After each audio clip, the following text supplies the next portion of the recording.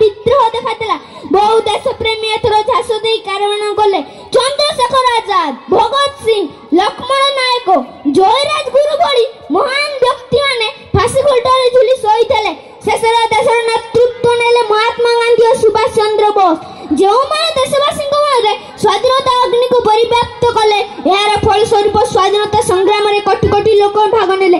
नेताजी को स्लोगान मते रक्त दियो मु तुमको स्वाधीनता देबी और बापूजी को हिंसा नीति आगे शेषर इंग्रेज मुंडा नइले। शेषर 100 वर्ष पराधीनता और दासत्वर 1947 मसिया अगस्त मास 15 तारिख दिन हम भारत स्वाधीन पाइले। भारत वर्ष को स्वाधीन करथिबा नेता मानकर साहस और त्याग मने पड़े। हेला देश खाली स्वाधीन बा किछि बड़ कथा नै। एबे हमर कर्तव्य हम स्वाधीनता संग्राम मानक बलिदान मिलथिबा ए स्वतंत्र देशर सुरक्षा एवं समृद्धि निजको नियोजित करबा।